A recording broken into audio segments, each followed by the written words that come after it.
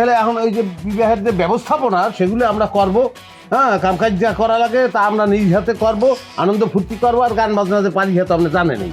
এখন এখানে যে লেনদেন হবে যে টাকা, সেটা কি নগদ হবে না চেকে হবে, হ্যাঁ গো কত দেবেন, তারপর গয়না কি দেবেন, সেগুলো আমাকে মানে সেগুলো হিসেব করছেন? কি কহ না কহ বুঝি না।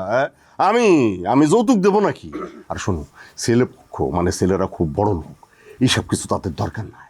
আর গয়নার কথা বলতেছো, আমার পিঙ্কির মায়ে যে সব গয়না রাখা গেছে এইগুলাই তারে দিয়া দিবে। আর আমি মনে করো যে শখ করে আমার মাইয়ারে 2 ভরি ওজনের 2টা রুলি মালা বানাই। আর এই জায়গায় টাকা পয়সার কোনো ব্যাপার নাই, বললাম না, পাত্ররা খুবই বড় লোক, টাকা পয়সার কোনো কারবার নাই।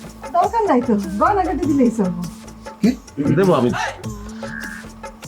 ওই সে যে আপনি যে টাকা পয়সার কথা যে তাদের তো দেবেন না, তারাও রাজি না, এটা সে বলছে যে যৌতুকের দরকার নাই, শুধু গয়না তাদেরকে দিলেই কি চলবে, সেটাই তো বুঝাইতেছে। জি মামা।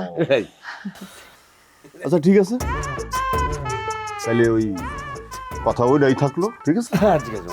আমি একটু বাইরে যাইতেছি, আমার কাজ আছে, তোমরাও ঘরে যাও আর কালকের জন্য প্রস্তুতি নাও। জি অবশ্যই মামা। মামু আসসালামু আলাইকুম। ওয়ালাইকুম আসসালাম।